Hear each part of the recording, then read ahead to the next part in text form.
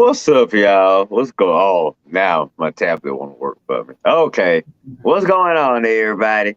Welcome to episode 279. Well, what we talking about this day is it's been a wild week for me and for sports, but I'm doing better now. Let's talk about sports. They doing all right too. It's been a full week. We got the big fight tonight, Tank versus Garcia. We're gonna get into that. Oh, more NFL players treating their facilities and locker rooms like it's doggone Las Vegas. We're going to get into that. DeMar Hamlin is making a comeback. We're going to talk about that. Draymond Green finally crossed the line. We're going to get into that too. Jalen Hurts gets paid. And Lamar still on the street with a cup in his hand. We're going to definitely talk about that. Katie and Russ friends again? Were they ever enemies? Going to get into that too. Baumgartner, is he a bomb now? Boy, I remember this guy was lights out in the World Series. Now he can't get a strikeout if you doggone paid him. Oh, they are paying him. Never mind. Anyway, Oakland A's finally decide Oakland ain't the place no more. So they making a move to good old Vegas, man. We're going to talk about that. We're going to talk about a lot of things, okay? Episode 279 might be a variety of topics. You got a variety of hosts. You got Red, you got Money, you got Coach. No telling who might make an appearance. Rev, he's off this week, but you know we're gonna make it up for him. We got his back. Episode 279. Let's begin.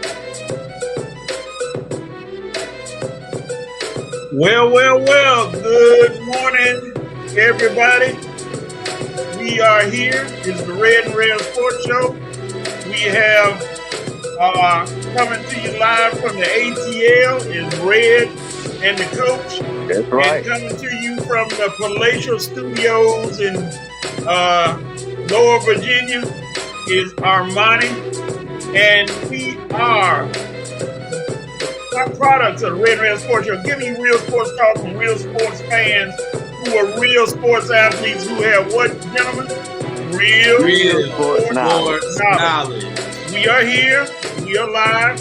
We are missing our fearless leader, the Rev, who's in New York. Oh, yeah, that's right. Yeah, he had to go for a service and everything. He had to go take care of some business, and then he decided he's going to sneak to the Brooklyn game. I have some concerns. I think it's a paid vacation, but anyway, we won't talk about that. Anyway, what's going on, guys? What's happening today? What's going on? How you doing, Coach? No money. It's going to be good, that kind of day. All right. As is our custom here on the show, we're going to jump right into my number. The number is 279. And I switched it up because Red says switch it up, so I'm going to switch it up a little bit today. I took the numbers 2 and 9 and combined them to form what a lot of people consider one of the top 5 running backs of all time. Y'all know him. He used to play for the Los Angeles Rams. He was a hard hitter. You couldn't stop him. You could try to stop him. You can hope to contain him. But that's number 29. And like I said, everybody knows him. His name is Eric Dickerson. Eric Dickerson, one of the best running backs in NFL history. All right. Coach, I got the 7 for you. He had at least 7,000-yard seasons, right? Yes, sir. And I believe he made 7 Pro Bowls. So hey, there we go. Yeah. He was a bad man. Like I said, Hall of Famer without a doubt. And let's see. Let's go to the Rev Night Nation. Empty. Nobody's watching the show. I think it's on. It should be. It's on. It's mighty quiet today. Maybe the nation is up late looking at playoff games. They'll be around. Who knows where they are? But we're gonna roll on. They'll stagger in a few minutes. All right, gentlemen. We're gonna go with your dope, nope, and cope moments of the week. Starting with you, Red. What's your dope moment? Okay, hold on. Let me pull it up. Take your time. I think it's Well, I'm gonna go with the Hawks taking care of Game 3 last night. I got a little mild one, but the Hawks taking care of Game 3. Trae Young finally reverting back to Trae Young in the fourth quarter. Thank you, Trae. I mean, dude, you scoring under 30 points. I'm sorry, Trae. It's just not gonna cut it, man. We got to have 30 points or more. I mean, you lack defense, dude. So you already a liability on defense. The least you can do is give us 30 points or more every game. That's what it's gonna take. We need Trae Young being Trae Young. DeJounte Murray, I mean, I don't expect 30 from him. He just give me 20 and 10 or something. What everybody keep see, that's the thing. Oh, I forgot. We're gonna have to get into that talking about the game. Yes, sir. All right, but my dope moment is the Hawks winning last night, and my mild dope is Jokic at his press conference saying it's hot, taking off his jacket halfway, and then putting it back on. I'm like, dude, could you not take the jacket off? I never saw that in my life. He pulled it halfway down. I thought he was going to take it off, and then just pulled it back up. But that was kind of funny, though. But the Hawks taking care of game 3, and Jokic being hot at the press conference, but coming off a good game, though. That's my dope moment. Armani? Since Red went with his point guard, I'm going to go with my point guard. I'm going to go with Tyrese Maxey. Joel went out. Oh, well, Harden went out. Then Joel will be out. That's all right, because Tyrese Maxey can pull it out just like he did the other night. So, doping on Tyrese Maxey, man. 28 points, 4 rebounds, 4 assists. Good job. Hey, we gonna need that production from the other night to today, this afternoon at 1 o'clock. So Tyrese, come ready to play, man. We need you to complete this sweep. Yeah, right. Game winning shot, didn't he? It's looking pretty sweepable. If there's a word, sweepable, because that series has reached a point where I don't know. Brooklyn we'll talk about it. I don't want to get into it. Don't have a big man, so we'll move on. My dope moment goes to out of the way, the Vanderbilt Commodores, who pulled off one of the best double plays. If you hadn't seen it, go watch the video. Vanderbilt pulled off a double play that you only see in the major leagues with those major league guys. The guy looked like he was rolling on his back, flipped the ball up to the second base. He stepped on the bag and threw it to first. That was one of those highlight plays, like I said, that you only see in major league. But these guys, Vanderbilt said we can pull it off now. It was classic. So Vanderbilt infield, y'all get my dope moment of the week. All right, Armani, what's your dope moment? I know there's plenty of those this week. My dope moment isn't really a sports moment, but to the young lady that decided to jump on the teacher after she took her phone, young lady, that wasn't smart. I mean, as the generation that's coming up now and then past generations, we're looking at this little girl like, are you serious over a cell phone?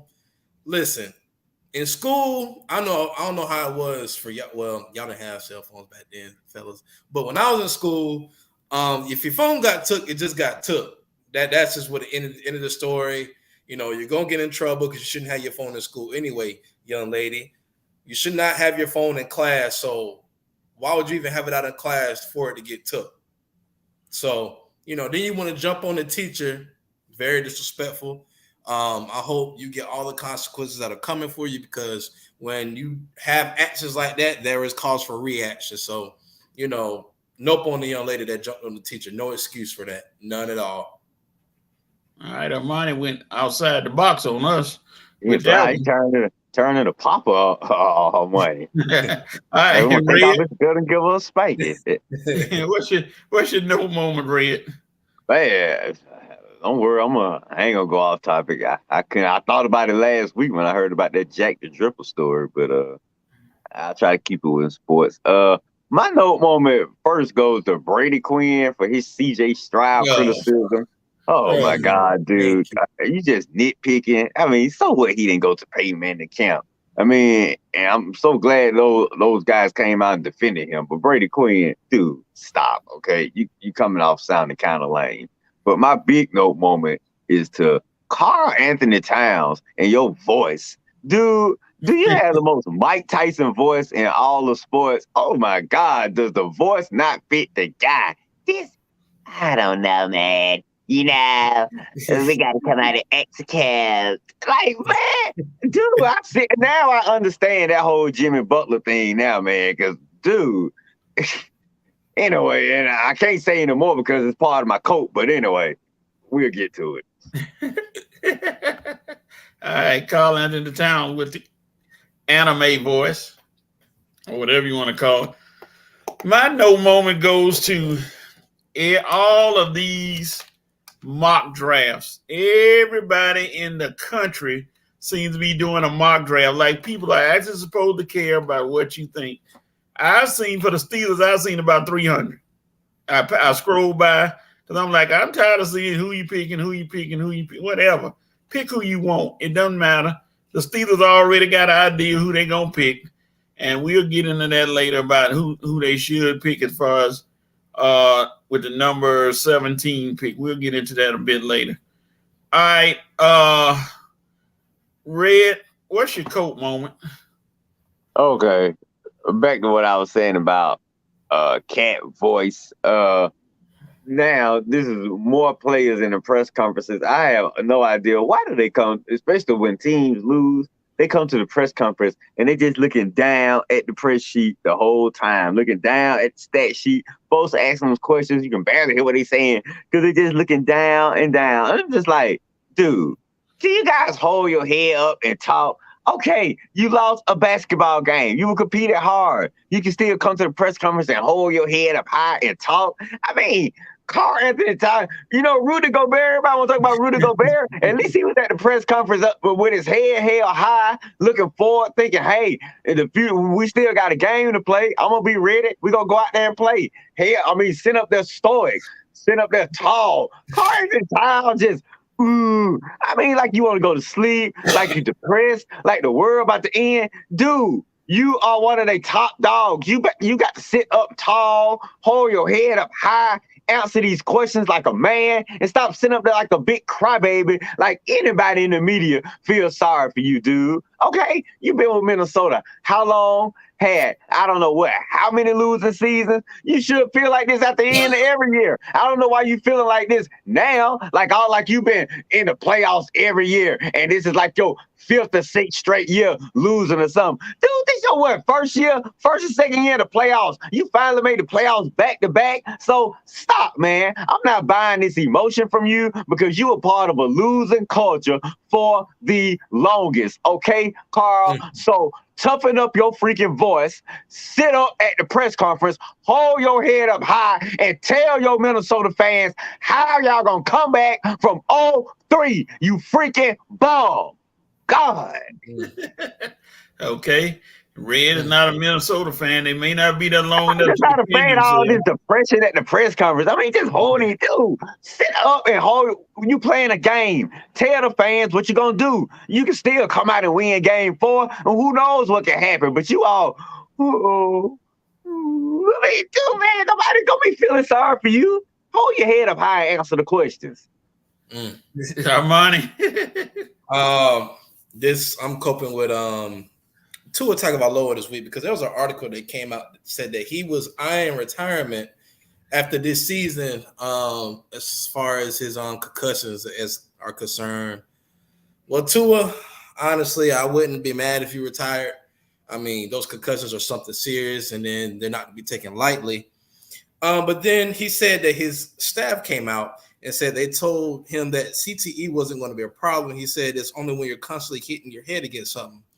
And I'm just like, but he's constantly hitting his head toward the ground. So, I mean, it can cause CTE. So, I'm not the expert really on that, but he is hitting his head against something. So, I'm coping with Tua. Hey, I hope you come back next season ready to go. I think for right now, you'll be fine, but 1 or 2 more concussions, sir. It's going to be time to hang it up. I'm sorry, but remember that your health is more important than the game of football because football is going to move on with or without you. Your health is what you need and what your family needs. Oh, yeah. He should realize that, and I hope he plays this year. They came up with a new helmet. Hope that helps, and hope his offensive line learns to block to try to help him not get roughed up like he is. My cold moment is easy. The NBA refs. NBA need to get them all on a conference call. Every one of them, from whoever you pick for any game, conference call, and just say one sentence: "You are not the game. You're there to officiate. You're not there to stand out there and make any calls and be on TV and get out there and stick your chest out and try to show your authority. Just referee the game. Let these guys play." And stop all this ticky-tack stuff that's going on with these ejections and flagrant fouls, and you can't even hug a guy or whatever they want to call. I don't know what it is, but the officiating is starting to be a little horrible. So officials, call the game, stay out of everybody's way, try to end the season on a good note, because right now you're not looking too good. Even the head of officials is not looking good at all. So hopefully they'll get it right and let the guys finally play. All right. I don't know if the Revenant Nation has any dope and open coach. It is very quiet today. Let's see. Jerry Martin says, "Good morning, fellas. I'm going to miss the show today. He cutting his grass. Keep doing what you're doing. One love." I thought it rained, but I guess in his part of where it didn't rain. Don A. Rosser, good morning, good people. Good morning, Mr. Rosser. How you doing? Jerry said the officials, garbage. Simple as that. No other way around. He said the officials are garbage. Got Jerry with us today. Let's move on. Well, speaking of those officials, we're going to talk about the NBA playoffs. Get right into it. Right into it. Right on off the bat.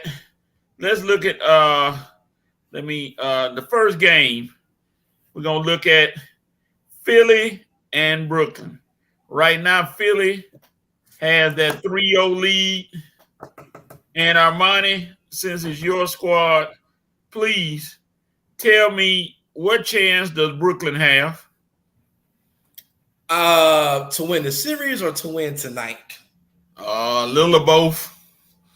I'm gonna give Brooklyn maybe a 5% chance of winning the series, and then I'll give them a 50% chance to win tonight because no Embiid. But I believe if Maxey can show up like he did the other night, like I said in my dope, and then if Harden can halfway show up, y'all know how he is. So if we can have those guys kind of be the focal point of tonight, being able to score. We'll be fine. We'll be fine. I do believe if this is not a sweep tonight, it'll be a gentleman's sweep. They'll sweep them on Monday. Then we'll be resting for the next series, which will probably be the Boston or the Atlanta series that we've been looking at. So, Philly, y'all got it. Y'all got it in your hands. I mean, the series is over pretty much. There's nothing much that they could do. Brooklyn is young. They're inexperienced. Maybe next year, the year after next, when they get maybe a superstar in there too. But as of right now, Philly is in total control of their series, and I think they'll finish it tonight, being a sweep 4-0, and then Philly will be able to rest, and Embiid will be able to rest for the next series. Red, what chance does Brooklyn have to even, I don't know, take a lead in a game? Let's win the game. It's a bigger chance of me watching a White Men Can't Jump remake and a remake than Brooklyn got a chance of doing anything in this series right here. This series is over with. It was over with from the jump. Only reason they got close the other nights because the referees thought they were the show and decided to kick Harden out and whatnot. But the refs alone, they ain't the show today. Max and Harden gonna be so mad today. I'm gonna be so surprised Harden come out there and drop 40 or 50. He gonna be so mad he got kicked out because he still had a few quarters left for him when he got kicked out. So you better watch out, Brooklyn. Harden gonna be fully rested. And then Maxey, you might even get a Melton performance today. Who's the backup for Embiid? Is that the guy that was with the Lakers last year? Yeah. The Drummond. Drummond might get you about 15 rebounds tonight out of nowhere. So I think Andre Drummond, right? Drummond. Yeah. Drummond might come out there and get you 20 boards tonight. So, like I say, you're gonna have to make up for them be offensive production, but defensive production, Drummond will be right there. So I think this series is over with. Brooklyn is going home. I hope you got your bags packed for Cancun. The plane will be ready for you to board around what time they play today? At 1 o'clock? That plane will be ready for them to board about 4 o'clock. That plane will be ready for you to board Cancun, Brooklyn. Yeah, I mean, Brooklyn with the lack of a center is really finding it hard. You know, you got a lot of auxiliary pieces, Mikal Bridges, Dinwiddie, but you don't have a big man. Nobody can stop Joel Embiid. Speaking of which, question: which was the worst play? The James Harden almost punch in the groin area, or Joel Embiid kicking up at Claxton? Which one was the worst? Either one of you can go. I'm gonna say Embiid, of course. Embiid, because I mean, I think what Harden tried to. I don't think Harden was trying to. He was just trying to go about his way. You know, he wasn't trying to intentionally punch him in the groin. What Embiid did was definitely intentional when he tried to kick up. So I mean, Embiid, come on, man, we can't have that. I know we feel it. We a little rough, but come on now. We can't have you doing stuff like that. You know, getting, injured. Which is really you're getting suspended. But yeah, we NBA, you're not fooling nobody. Joel Embiid got suspended, y'all. You're not fooling nobody. And we got good sense because he played just fine to end the game the other night, and he was just fine. So I don't want to hear that he's injured. He got suspended. I don't know why they just can't say it. Dude get suspended. Man, also, he's out for game 4. Okay, so wait, I get my Kawhi might well be suspended too because he's out game 3 and 4. But look, Embiid is real. I'm with our money on this one. I'm with Rev. Rev said it was a BS suspension. Yeah. I mean, they do some mysterious knee injury. Come on, where did that come from? Dude is out. They want him to sit out, but it don't matter because I mean it's over with. Philly got the 3-0 lead now. You should have kicked him out of game 3. Maybe the Nets would have won. Now you kick hard. Now he gonna come back mad. Maxey gonna be motivated. Melton and the bench players gonna be motivated. Doc Rivers gonna be on their butts to get this thing over with today. So either way it went, Brooklyn, you messed up. It's over with. He said, "Don't play with." Doc Rivers said, "Don't play with your food. Go ahead and eat it." So we got to go ahead and eat it and get ready for the next series. So we got to rest. All right, Melvin Watkins say Embiid's was not a basketball play. Harden's was clearly different. That's Pretty right. much that's what it is. Simple as that. Harden was trying to get established position. Embiid went with a wrestling move, tried to go kick up to incapacitate Claxton. But then on top of that, Claxton dunked on Embiid, then just looked at him, and the referee gave him a tick. And that again, that's where I go with that trying to be over referee and do that stuff. Like, really? That wasn't necessary. He didn't deserve to get kicked out the game. I mean, yeah, I don't think he did either. That wasn't necessary. Yeah, but stop trying to change the trajectory of the game. We got to stop doing that. They got to learn how to stop doing that. But here's the thing, though. Brooklyn does know. If they don't know by now, somebody's probably already talked to them and told them it's over. It's over. Yeah. So let's move on. Whoever you got in the next round, let's go. All right, let's go to the Hawks and the Celtics. The Hawks came back last night with a vengeance and beat the Celtics in State Farm Arena. Red, you're the resident Hawks fan. How do you feel about that win last night?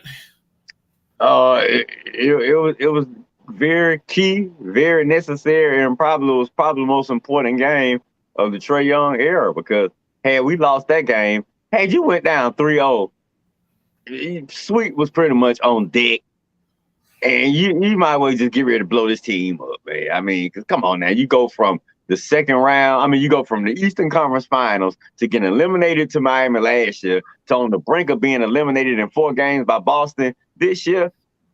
The era has reached its ceiling had that happen. But the Hawks, you gave yourself a little life with a win yesterday. You still got a little heartbeat left, okay? So now we're going to see what your life support heartbeat has for game 4. And if you can somehow win game 4, well, we off life support now. Now we back in stable condition because now this is a series again. But you got to win game 4. That is imperative, okay? You can't come out and win game 3 and then drop game 4 because then Boston going to take a 3-1 lead back home and ain't nobody in the world thinking you're going to go to Boston in game 5 and win. But you go to Boston tied series game 5, now that's a little different atmosphere to be in and being down 3-1 going to Boston, okay? So who knows? That motivation might carry you on into an upset victory in game 5. And who knows? That's why I say you just win. Get to the playoffs and win and play winning basketball. You don't know what may happen. I mean, and something can happen with Boston after game 4. Who knows? A man might go down, somebody get in trouble. You don't know. Your job is to make the playoffs and win games and see what happened. Don't just get embarrassed and swept out the playoffs like you didn't even matter, like what's going to happen to Brooklyn right now.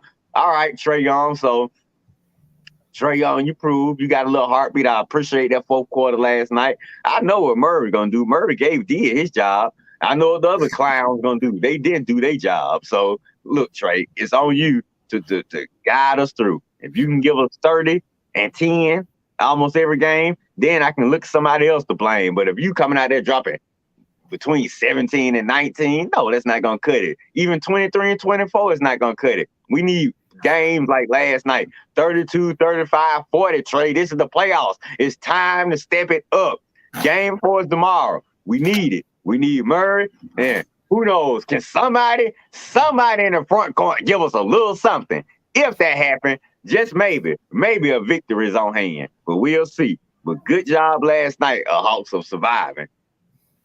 All right, Armani, how do you think the Hawks going to come out game 4 against the Celtics? They'll come out ready. I think the Hawks, now that they've seen that, they can possibly win. They smell a little blood. Now it's time to go in. So Atlanta, I had y'all getting swept. Y'all definitely proved me wrong. Y'all showed a lot of heart, like Red said the other night. Trae Young, you got to have 30 plus points. You ain't no ifs, ands, or buts about it. You can't have 28. You can't have 26. You got to have 30 plus points. You got to.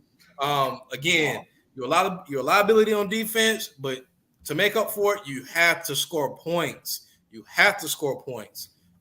Murray, keep doing what you're doing. We only need maybe between 20 and 25 points from you. Just keep doing what you're doing. And Atlanta, if they win tomorrow and it goes back to Boston 2-2, it's a different series.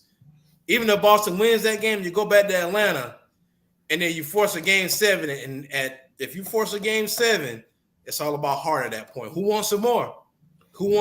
So I think both of these teams are kind of figuring out where their ceiling is going to be. Of course, the Celtics made the finals last year, and they lost. But if I think for Atlanta, it's either semi-conference championship or blow it up.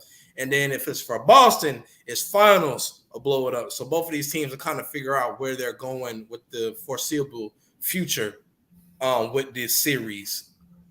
I tell you, it's almost looking like this could be a home and home series. Everybody hold serve at home. And then, like you said, come down that game 7. Now you got gut check time. Who's gonna step up and decide, hey, and like I said, you can't discount the Hawks in a game 7 because they've been there before. They know what to do. They know how to play it. So, and then Boston had their backs against the wall. I tell you this, if the Hawks come back and win this series, whenever it's over with, I'll be in the background of Armani's Palatial Studios playing the piano. I'll make that promise. I'll be playing the piano because Boston, it's gonna be ugly in your town if y'all lose this series. It's gonna be your coach, I feel sorry for him. And Quinn Snyder will have established himself as the coach of the future for the Hawks if he comes back and wins it. Everybody seems to be buying into what he's doing. So he'll really have them buying into it if he can come back and beat the Celtics, who, like y'all said, were last year's finalists from the East. So, no, was it last year? Yeah. Okay, they were the finalists last year. Okay, so there it is right there. So it's up to them. The Hawks, he can't, like I said, you can't count them out. You gave them life, and now when you give somebody life instead of going on and taking them out, you got your foot on the neck, can't pull off. So now the Hawks have life, because you should have seen them. I watched how their facial expression last night and how they were playing, and they had that crowd behind them. Man, everything was wild last night. Now they're gonna have it again when they play again. So we will see. Red, your buddy Alexis say the Hawks are still losing 5. Well, that means they're gonna lose tomorrow. So we'll see, Alexis. Now we're gonna see what you said. The Hawks win tomorrow. Yeah, it's gonna be Don't interesting. be hiding now next week. The series that everybody is watching is the Cleveland and the Knicks series. But yesterday, the Knicks said, "They don't need to watching this series. We back in New York," and they came out there and dump trucked Cleveland. And your friend Stephen A. predicted it on his show First Take. He said that it's going to be a different atmosphere in Madison Square Garden, and said the Knicks going to come out and steamroll the Cleveland Cavaliers, and everybody was like, sure, yeah, they might win. Yeah, right. And they came out and they beat the brakes off Cleveland. Which way do you all, is this a series changer, or is this one still going 7? I'll start with you, Red. Still going 7, or is this change the series with that win? No, I think it kind of changed the series with the win, because they did this without Julian Randle really having his best game. I mean, Brunson went out there and ball. I think RJ Barrett had a decent game yesterday. And I was telling our money yesterday, that Madison, that MSG atmosphere. Ooh, and like I say, they got a team you can believe in now. So no, I actually think I think the Knicks gonna get both of these home games. And even if they don't take care of business in Game 5 in Cleveland, I think it's over with in Game 6. No, I don't think it's going 7 games. I think the Knicks established momentum and controlled this series after last night. That's what I believe, because Cleveland, all they got is really Donovan Mitchell to go off. If Mitchell went off last night and they still couldn't even get the victory. So, I mean, the other players around him are a little inconsistent right now. So, I mean, it's gonna take somebody else from Cleveland showing up. I mean, showing up consistently if the Cavs want to get back in this series, because Brunson got his eye on the prize. Barrett, the supporting cast for the Knicks are balling. You see D Rose get the standing ovation he did last night. He just stepped on the floor. He got a standing ovation, so he gonna bring it when he at home. Yeah. So I think the Knicks gonna be hard to beat at Madison Square Garden. So I think this series is over with in 6. Armani, do you share Red's thoughts? Yeah, I think it's gonna be over in 6. Yeah, like Red said, all they have is Donovan Mitchell, Julius. I mean, it seems like the Knicks have a better supporting cast. So then they, like they said, you in Madison Square Garden. So if the Knicks go up 3-1, it's going 6 games. I don't see Cleveland coming back from that. They might win the following game for home purposes, for pride, but after that, that's it. It'll be over in 6. The Knicks got that momentum. They're young, and they're trying to prove themselves. Like, hey, we can be that team in the NBA too. And they needed that. The city needs that, because the Knicks haven't been the best the past 10 years. So ever since Carmelo and all Chauncey Billups and all them left. So, yep, the Knicks seem like they wanted more. So I'm gonna say the Knicks in 6. Okay. Now, here's the thing. Do you think that the Cleveland Cavaliers would have had a better chance if there was a certain player in Utah playing for them, I mean the Cavaliers, I'm sorry, would they have had a better shot if a certain player in Utah was playing for them? Y'all, I'm gonna let Red go because I'm biased. Y'all know I'm gonna be biased. So. Who you talking about? Sexton? Yeah. What I'm saying? Sexton for Mitchell? No, just playing. Sexton was still a Cleveland Cavalier. I just messing with Armani. Oh, you mean what position does Sexton play? Point guard, right? Shoot, she can play shooting Oh, guard. yeah. I mean, if it was Sexton then instead of Donovan Mitchell, and no, I don't think Cleveland would have been this high in the playoffs. I mean, Sexton is not the player that Donovan Mitchell is. He's a good player, just not the player Donovan Mitchell is. So, just being honest, Armani. No, I'll agree with that. You know, I just had to sneak that in because I remember. I think Sexton has had a bad deal of injuries that happened with him. I think he would have been the player that Donovan Mitchell was, or even maybe a little bit better had he not gone through the injury thing. So, you know, but to have them both there, it wouldn't have hurt. Yeah, it wouldn't hurt to have them both there on the court at the same time with Garland and all. Yeah, it would have. They would have been they would have had probably the best backcourt. And finally, the last Eastern Conference series, Milwaukee and Miami, which a lot of people are they're not getting that much attention. I thought, where is that? They still 1-1, ain't it? Yep. I don't know Giannis. They haven't said yay, nay, or otherwise him playing. Is this series going 7, or will Milwaukee finally decide to say, hey, we about to take this thing we predicted to win, so let us go and put Miami out? Armani? Yeah, I think Miami got some fight, but I just think they overly matched. I mean, that's just me. They just overly matched with or without Giannis. I mean, you know, I know they got Bam and Jimmy Buckets and Lowry, but it just seems like that team has reached their ceiling. And since they didn't win, 2-3 years ago, I think that they're on their downslope. I think their window of winning is closing. But before we know it, it's going to be time for another era of Miami Heat to come in, because after a while, I think Jimmy Buckets is going to want out.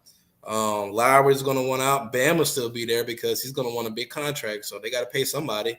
So, you know, with all that being said, they've reached their ceiling, and that's just it. I don't think Miami is going to go back to a finals or to a conference finals.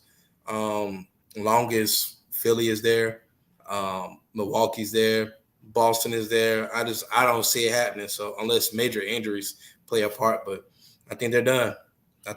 They've reached their ceiling. So I'm gonna say Milwaukee. Milwaukee probably take it in 6, maybe even 5, but I'll say Milwaukee in 6. You share the same thoughts, Red? Yeah, I mean, Miami ain't winning nothing right there. Jimmy probably, like Armani said, Jimmy will probably be almost done soon. His contract is probably up. But Lowry's on his last legs. I mean, most of the team is pretty much on their last legs. You got Victor Oladipo over there still trying to play basketball on one leg. So, like you say, you got Bam, but other than Bam, the youth really ain't there. You got Tyler Hero, inconsistent, often injured. The Miami Heat window is closing fast. And once Pat Riley decides to move on from Eric Spoelstra, you know it'll be the rebuilding time. Not saying he's going to do it, but if he decides to move on from Eric Spoelstra soon, then it'll definitely be rebuilding time. Milwaukee, like I'm saying, Milwaukee just a better team. With or without Giannis, I expect them to advance past the Heat in this round. And if they win today, like you say, and Giannis come back in game 4, I expect it to be over with in 5. So Giannis come back, this series will be over with. If you don't come back, it's still going to be over with. It's not going 7 games, 5 games, 6 games. If Giannis come back, 5. If he don't, 6. Yeah. All right, now let's move over to the West, where it seems like every game has some drama in it. Every series, except the first one. We're going to talk about and get it on out the way because we obligated to. Denver and Minnesota. You already talked about Karl Anthony Towns, Red. Let me ask you a question. I ask both of you. Does Anthony Edwards stay in Minnesota? Yes or no? Nope. Man, as soon as I can leave, I'll be on the first ticket up out of there. I mean, this guy, the more and more they lose, the more and more. I mean, I saw him the other day trying to keep Jokic from doing something stupid. I mean, the guy's already said he wants to be around a winning culture. That's not a message to the front office. I want to be around a winning coach. I want to be around players that's consistent. Well, Karl Anthony Towns, you can't get any more inconsistent than him. So, I mean, personally, I don't think he'll spend the bulk of his career, excuse me, y'all, in Minnesota, because I think he's going to want out. I think he's going to read the writing on the wall. He's not going to be no Kevin Garnett and stay up there 10 years before he read the writing on the wall. This guy's an Atlanta guy. He ain't crazy. He know what the Timberwolves all about, and he's already been there for 3 or 4 years, and look, he's done most of this stuff in the playoffs. He got the highest franchise playoff record. Him, not Karl Anthony Towns, not Kevin Garnett. Him. So he's gonna be like, man, I'm doing everything. I need to go get on the team where I got a little help. So hopefully he can make his way to Atlanta. If not, maybe he can sneak his way on my Lakers. I don't know. I know Armani hoping he can get himself on the Sixers, but whatever. I know the T-Wolves ain't part of Ant-Man future. I think this series is clearly over. You can tell about Karl Anthony Towns body language that is over with. I wish Ant-Man had a teammate he can depend on. I'm sorry, Ant-Man, you was stuck with Karl Anthony Towns and Gobert. But don't worry, Hawks will be waiting on you. But the series is over with. Sweep. Boy, me and Rail was so wrong. See, y'all, man, me and Rail could be wrong sometimes. We definitely wrong on this one, but you can definitely call us on this one. Because I don't know what the world we were thinking about. I said, Wolves in 6? Man, this series should be over with in 3 games, man. I mean, they shouldn't even get a 4th game after Karl Anthony Towns press conference last night. So, good job, Denver, for making me eat my words. You are definitely a true number 1 seed. You just completely whipped the HC like they stole something. Just put Karl Anthony Towns on your lap, Jokic, and just took off your belt and spanked them. I mean, Lord have mercy. So get these sorry clowns out of here. I am tired of Minnesota. I'm tired of T-Wolves. I'm tired of folks thinking this team is going anywhere. It is going to be broken up soon. Chris Finch, update your resume, buddy, because you going to be out of a job soon. This whole entire organization is going to be different soon. Coach, mark my word, this team going to be different in a year or 2. All right. Armani, do you share the same thoughts pretty much? Because it's 3-0 and Minnesota is actually on life support.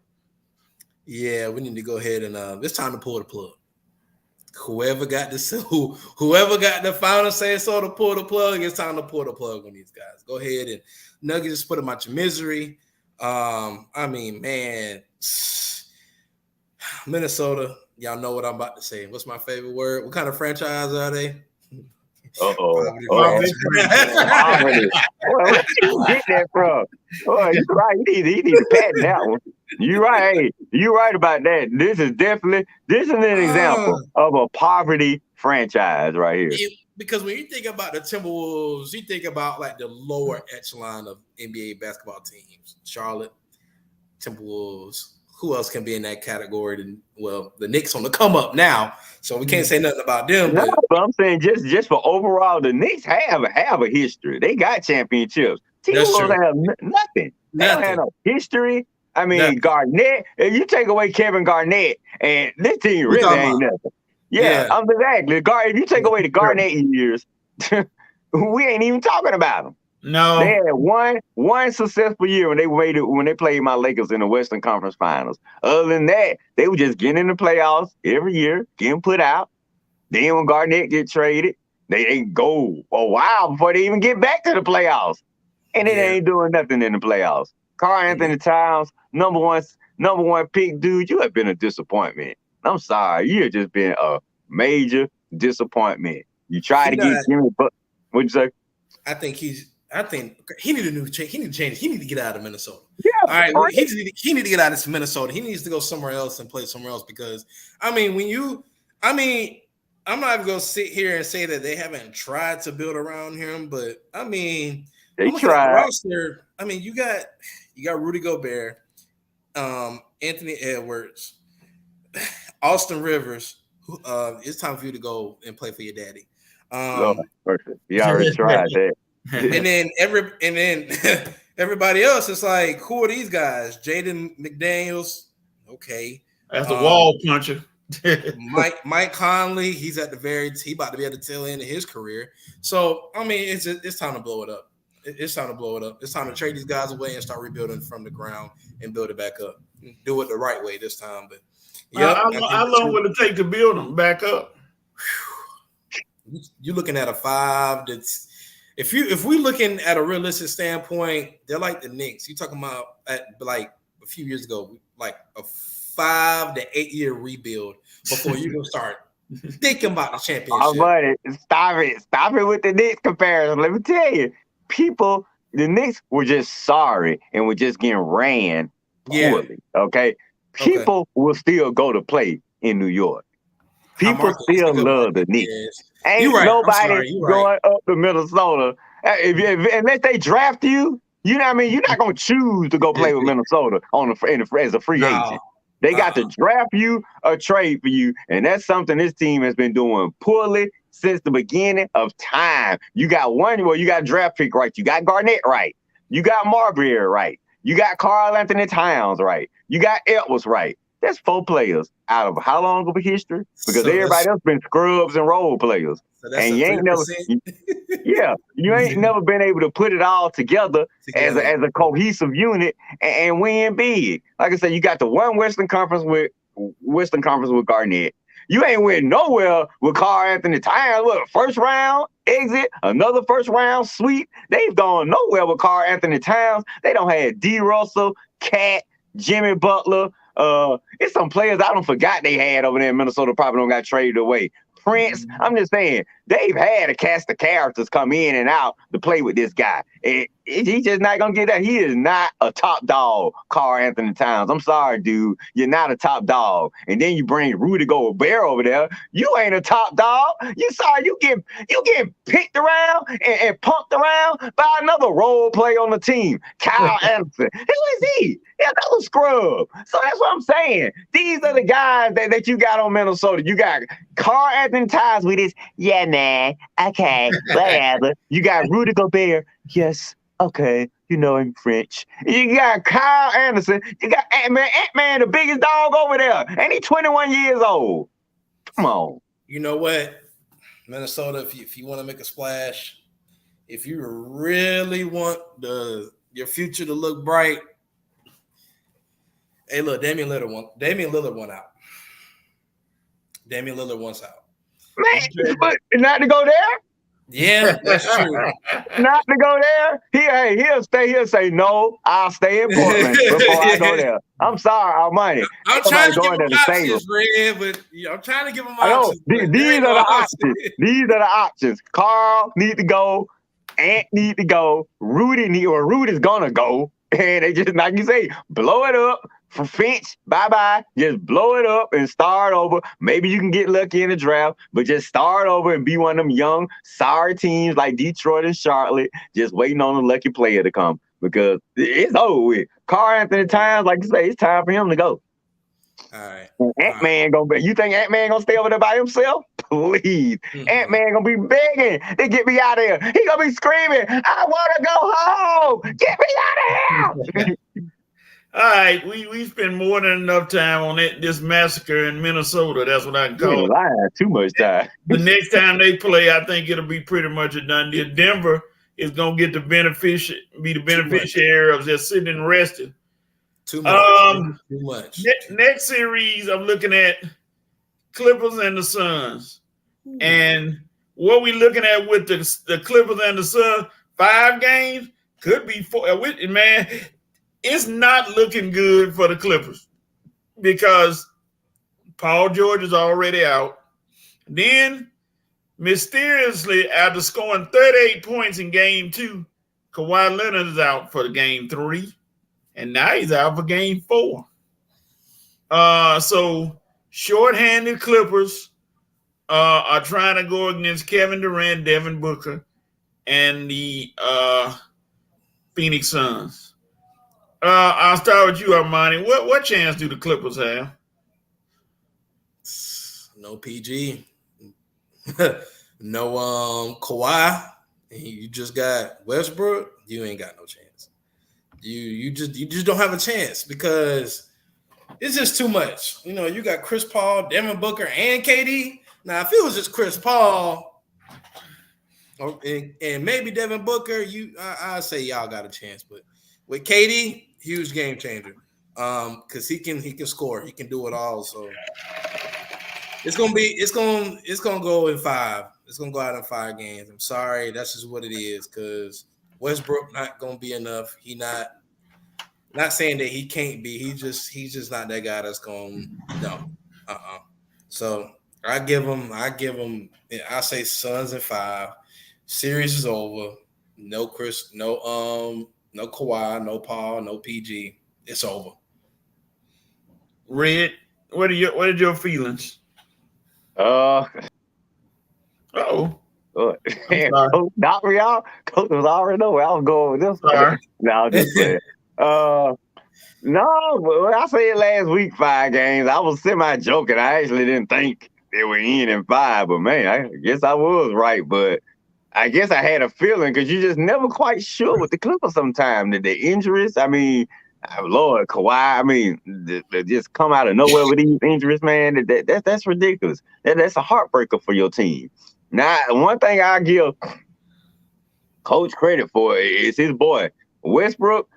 Money, man, we may have to get. I mean, this guy is really. I mean, not only did he find a perfect fit, because, like I say, he did not fit well with my Lakers, but he is definitely fit well with the Clippers. And man, this dude is straight balling over there. He's not my favorite. He'll never be my favorite player, but I mean, the dude is just leaving it all on the court. He's doing everything he can to keep them boys in the game. He doing everything he can to get a win, man. I give it to you, Westbrook. Coach is right. I understand now why you want to coach his boys. I mean, you do. I mean, it's just no cheating the game, which I mean, every ounce of energy you got. I mean, Son just out there lackadaisical. So watch out for Westbrook. He coming, man. You got to take care of that ball. He gonna come from behind, from the front, on the side. That dude bumping. I mean, just anything he can to get that ball, make a play for his team.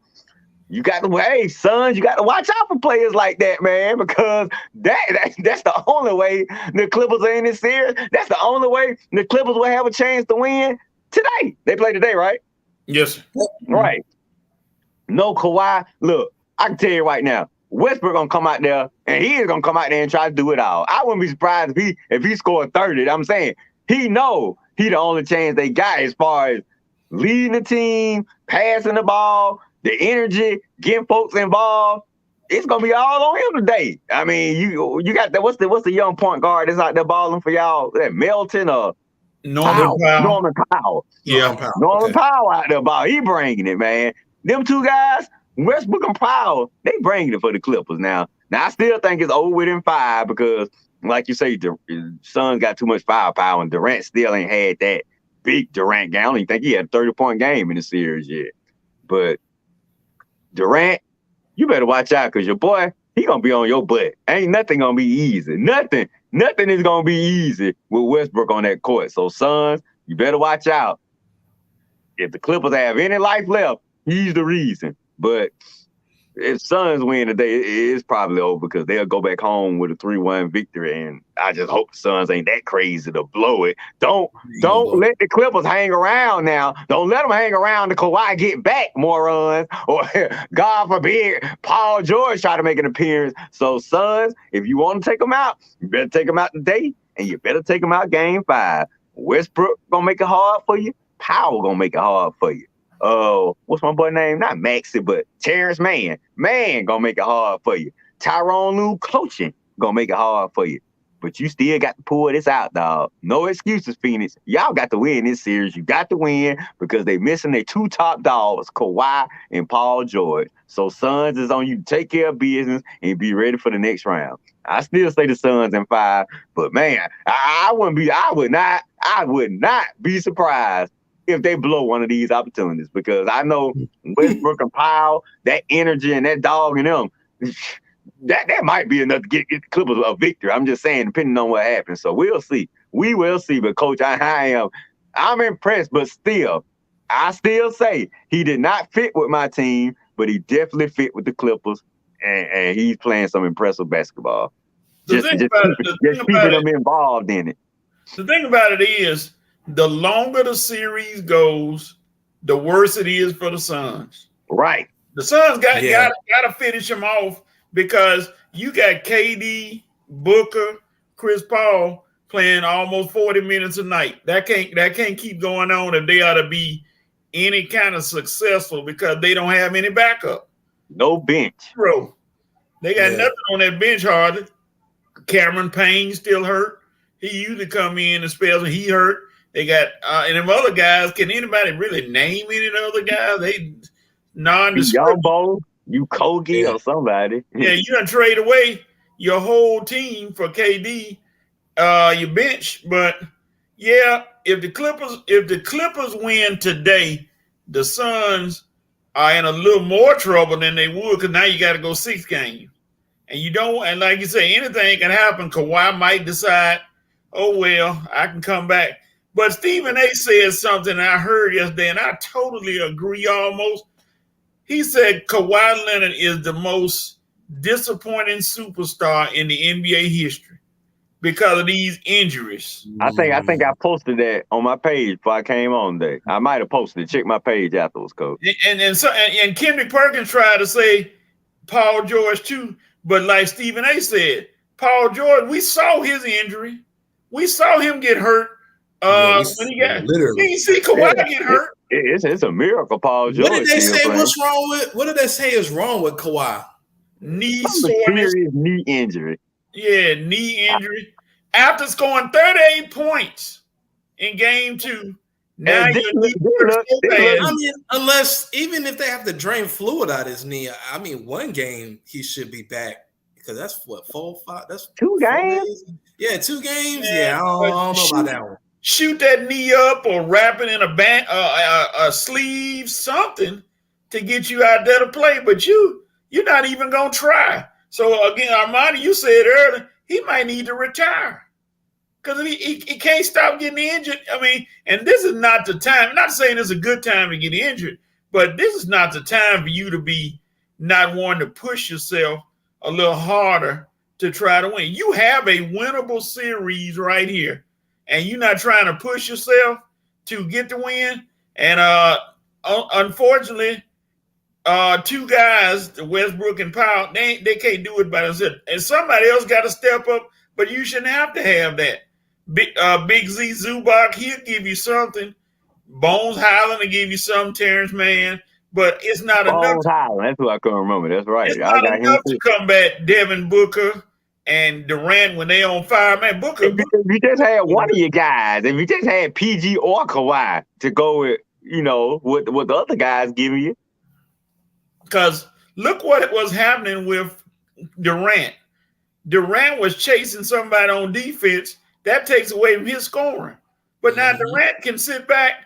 He doesn't have to do all that chasing now, because you don't have anybody. Because they're not going to put him on Russ, and they're not going to put him on Powell. So now Durant can be fresh.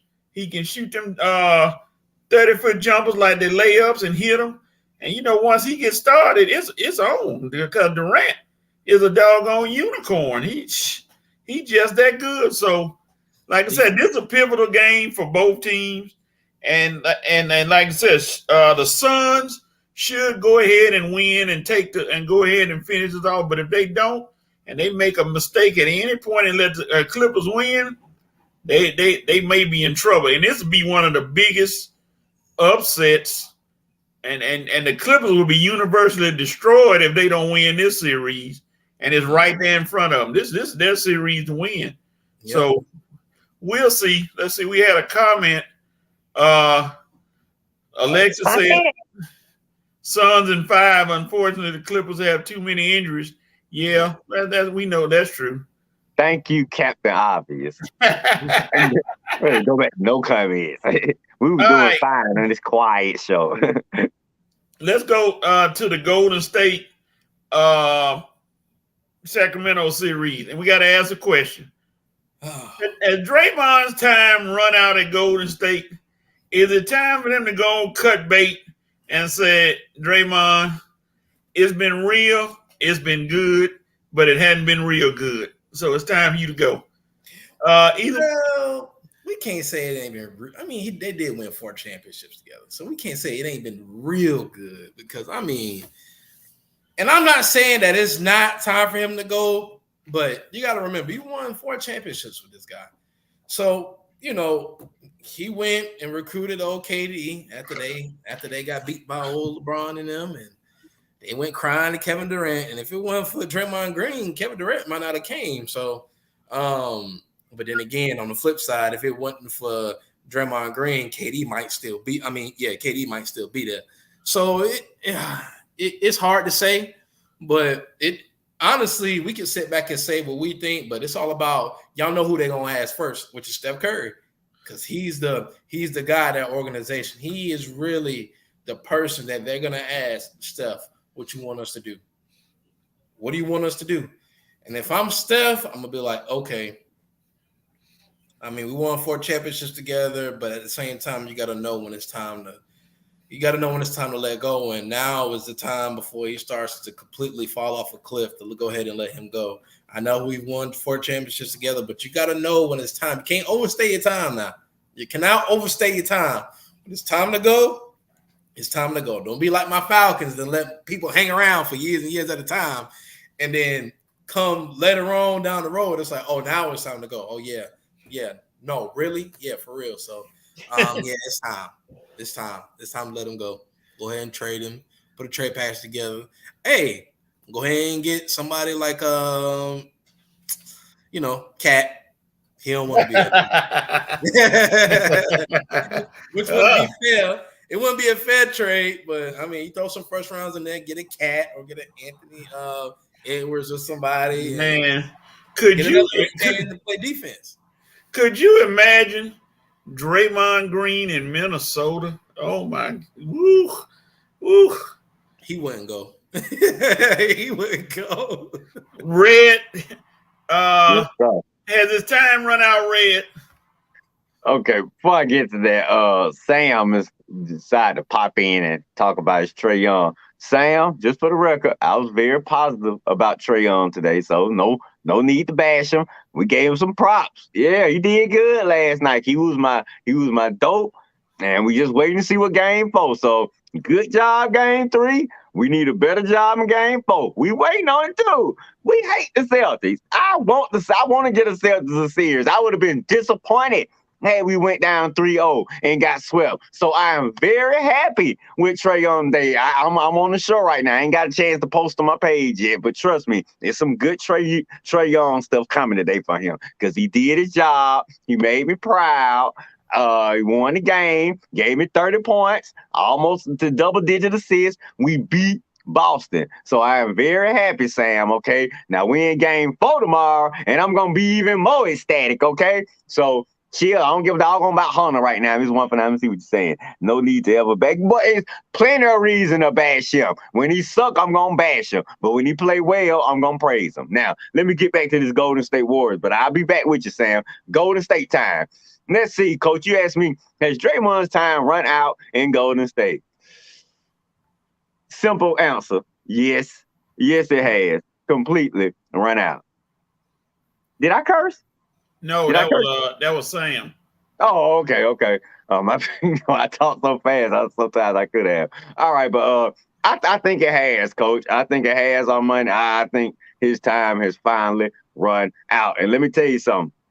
Mm-hmm. If they lose game 4 tomorrow, with him coming back after they just blew them suckers out without him on the court, that's really gonna be a message on the wall. And as far as our money, you said, ask the man Steph. Let me tell y'all something. Now, Coach, you may remember that I admitted this to y'all a few months ago. Who do you think released the tape of Draymond hitting pool in practice? Uh-oh. Who Who do you think authorized that tape being released? I mean, I know ain't nobody look. Of course, ain't nobody gonna say nothing because ain't nobody gonna think nothing. This was a Steph Curry behind the scenes machination. Okay, it ain't nobody else in Golden State that could get that tape released besides Steph Curry. I told you, he made a call to his wife, Aisha. I need you to play this tape through proper channels so it won't come back on us. Of course, it ain't gonna come back on them. But Steph Curry got this tape out. I'm trying to tell you, this was him. He wanted y'all to see Draymond's true colors, so that way when he come out in the media and doesn't support Golden State moving on from him, you can't say, well, Steph been behind him all the way. No, he ain't really been behind him all the way. He never really supported this fight with Jordan Poole, and he ain't even came out and said nothing about this suspicion except to say, we just got to play, do better when our brother's not here. Look, Steph gonna say all the right things in the media. He ain't crazy now. He know how to work the media. This guy's the face of all the commercials in America right now. But I am telling you, Steph Curry was the reason that tape got released. But one guy in charge in Golden State. Steph is the man. That tape got released. That practice tape got released. Who do you think Steve Kerr got it released? No, it's Steph Curry. Steph Curry been behind this from the very beginning. And Steph Curry going to be behind him leaving from the very beginning because they're going to go to Steph Curry in the offseason and going to say, Steph, do you want him back or not? I'm done. We got 4 rings out of this guy. To see we reached the wall. I'm done. You can get somebody to replace Draymond Green. Lord, the man ain't nothing but a triple single. Like Armani said, you can get Carl Anthony Towns to replace. He ain't even got to be a tough guy. He ain't got to be a dog. You just need a guy to give you production. Was Andrew Wiggins a dog when they brought him over there? No, but he sure won the ring. I mean, dog. Steph is gonna be there. Steph gonna do his thing. Them young boys gonna do their thing. You just need somebody to get you some production in the front court. Like I say, Draymond bring the energy, but he also bring the ridicule too. And he don't produce like he used to. All he do is offer a triple single. You put Cat over there, at least that'll get you a double-double every night. So Armani was right. Draymond can be replaced. And I'm telling you, at the end of the season, Steph gonna demand that he be replaced. Yeah, because you had Kevon Looney who played in his place, who had 20-plus rebounds and 9 points. And, you would expect Looney to get 20 rebounds, but, hey, that's more than Draymond to give you on a night. So, yeah, it's the Draymond era might be over.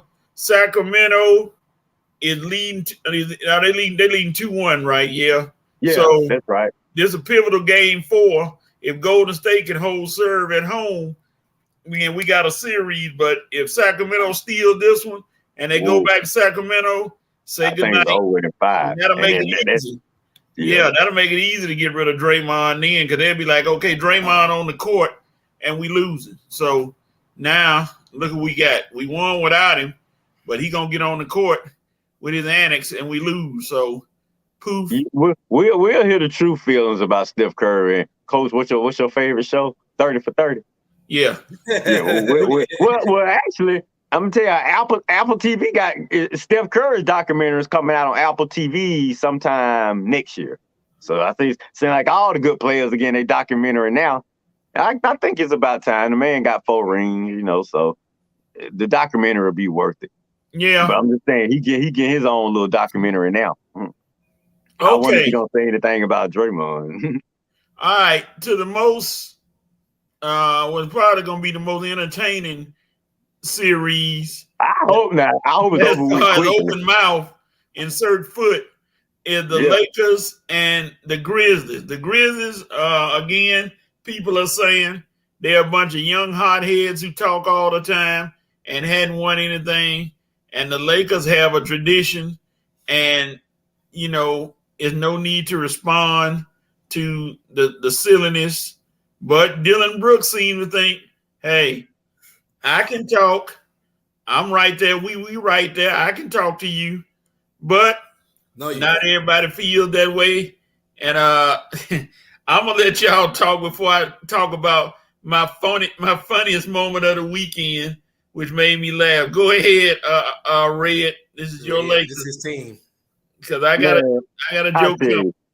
If it's two guys that will never ever make the light skinned crew, as long as I'm president, it's one Desmond Little Arm Baines and Dylan foot in his mouth Brooks. I am so sick and tired of these two yellow mother you know what's. I can't even explain it. Lord, these two guys get on my nerves.